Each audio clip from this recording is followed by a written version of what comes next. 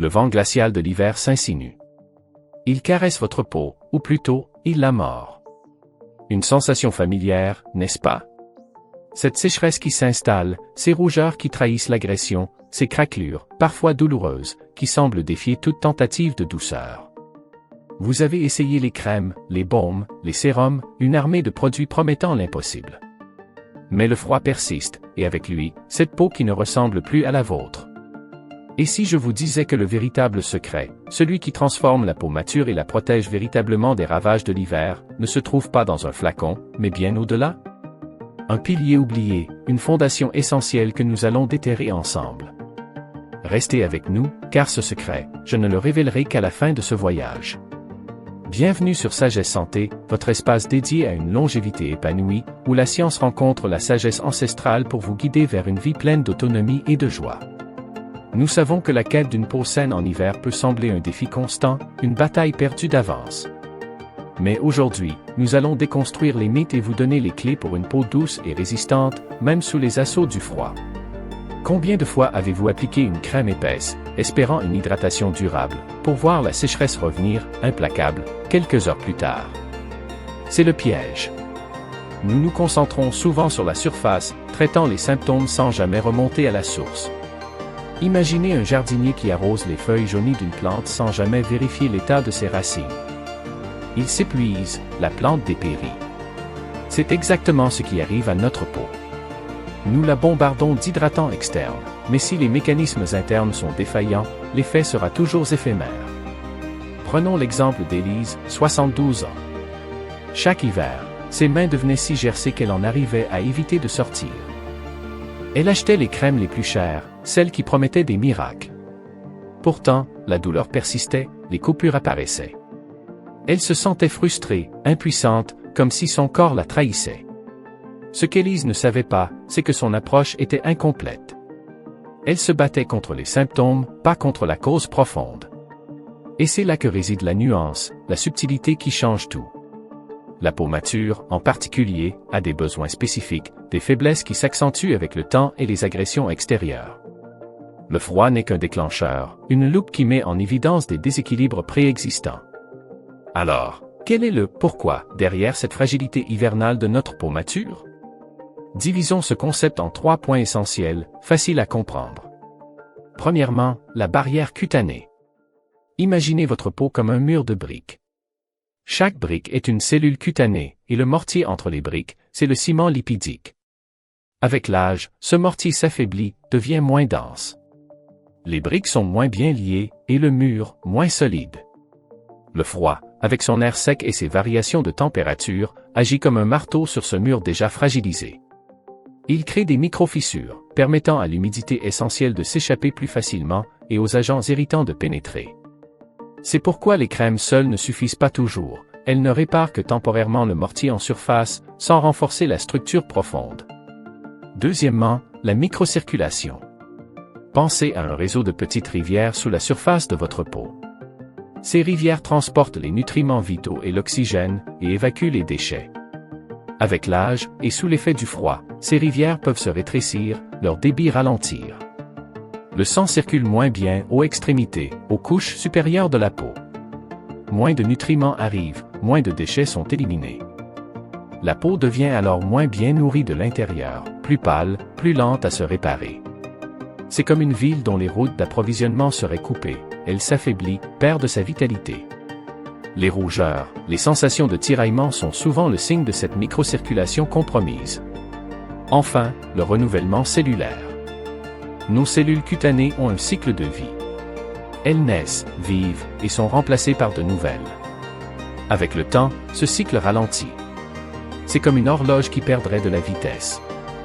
Les vieilles cellules restent plus longtemps en surface, rendant la peau plus terne, plus épaisse, et moins apte à se défendre. Le froid accentue ce ralentissement, car le corps doit dépenser plus d'énergie pour maintenir sa température interne, au détriment d'autres fonctions, comme le renouvellement cutané. Chaque corps est unique, bien sûr. Le vieillissement cutané est un processus complexe, influencé par la génétique, le mode de vie, l'exposition au soleil. Mais ces 3 piliers, la barrière cutanée, la microcirculation et le renouvellement cellulaire, sont universellement impactés par l'âge et le froid. Comprendre cela, c'est déjà faire un pas de géant. C'est cesser de se battre à l'aveugle et commencer à agir avec intention. Alors, comment appliquer cette compréhension dans notre quotidien? Comment transformer ces connaissances en actions concrètes pour une peau résistante et éclatante, même en plein hiver? Voici 3 étapes pratiques que vous pouvez adopter dès aujourd'hui.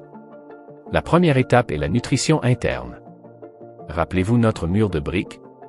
Pour le renforcer, il faut des matériaux de construction de qualité. Cela passe par une alimentation riche en acides gras essentiels, notamment les oméga 3. Pensez aux poissons gras comme le saumon, le maquereau, aux graines de lin, aux noix. Ces graisses saines sont les éléments constitutifs de notre mortier lipidique. Elles renforcent la barrière cutanée de l'intérieur. De plus, les antioxydants, présents dans les fruits et légumes colorés, protègent nos cellules des dommages. Une peau bien nourrie de l'intérieur est une peau plus forte, moins sujette aux agressions. La deuxième étape concerne l'hydratation et l'environnement. Boire suffisamment d'eau est fondamental, mais ce n'est pas tout. L'air sec de nos intérieurs chauffés est un ennemi silencieux. Utilisez un humidificateur, surtout dans votre chambre. Cela aide à maintenir un niveau d'humidité ambiant qui empêche l'eau de s'évaporer trop rapidement de votre peau. C'est comme créer une petite bulle protectrice autour de vous. Et lorsque vous sortez, protégez-vous. Écharpe, gants, bonnet. Ne sous-estimez jamais le pouvoir d'une barrière physique contre le vent glacial. C'est une protection simple, mais incroyablement efficace. La troisième étape, et c'est là que nous allons lever le voile sur notre secret initial, est la stimulation douce de la microcirculation et du renouvellement cellulaire. Le pilier oublié. Il ne s'agit pas d'agresser la peau, mais de la réveiller, de la choyer. Pour la microcirculation, pensez aux massages faciaux doux. Quelques minutes chaque jour, avec des mouvements circulaires ascendants, peuvent faire des merveilles. Cela stimule le flux sanguin, apporte les nutriments et aide à évacuer les toxines. C'est comme relancer nos petites rivières. Pour le renouvellement cellulaire, l'exfoliation douce est essentielle.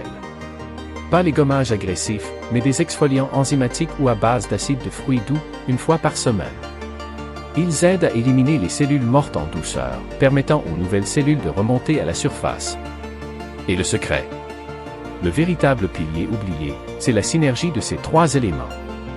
Ce n'est pas une crème, pas un aliment unique, mais l'approche holistique qui intègre la nutrition interne, la protection environnementale et la stimulation douce de la microcirculation et du renouvellement cellulaire. C'est une danse harmonieuse entre l'intérieur et l'extérieur. C'est ce qui a transformé la peau d'Élise.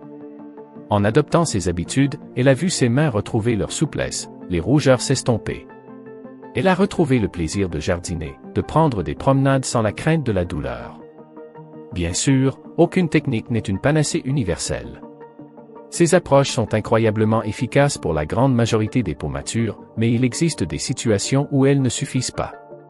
Si vous souffrez de maladies de peau chroniques comme l'eczéma sévère, le psoriasis ou des dermatites de contact, une consultation avec un dermatologue est indispensable. Ces conditions nécessitent des traitements spécifiques et une approche médicale plus ciblée. De même, si malgré ces conseils, votre peau reste excessivement sèche, douloureuse, ou présente des plaies qui ne guérissent pas, n'hésitez pas à demander l'avis d'un professionnel de santé. Notre objectif est de vous donner les outils pour une autonomie maximale, mais toujours dans le respect de votre santé globale. Ces techniques sont des alliés, pas des substituts aux soins médicaux nécessaires. Elles complètent, elles renforcent, elles préviennent, mais elles ne guérissent pas les pathologies lourdes. En résumé, pour une peau mature sans craquelure face à l'hiver, le secret réside dans une approche intégrée, nourrir votre peau de l'intérieur, la protéger des agressions extérieures, et stimuler sa vitalité par des gestes doux. C'est une manière de prendre soin de vous, de respecter votre corps et de célébrer chaque étape de votre vie avec éclat. Nous aimerions beaucoup savoir, quelle est votre astuce préférée pour prendre soin de votre peau en hiver? Partagez vos expériences et vos conseils dans les commentaires ci-dessous. Votre sagesse est précieuse et peut inspirer d'autres membres de notre communauté. Si vous avez trouvé ce contenu utile et souhaitez continuer à explorer les chemins d'une longévité épanouie, n'oubliez pas de vous abonner à Sagesse Santé. Ensemble, cultivons une vie saine et joyeuse à tout âge. Merci de votre fidélité et à très bientôt pour un nouveau voyage au cœur de votre bien-être.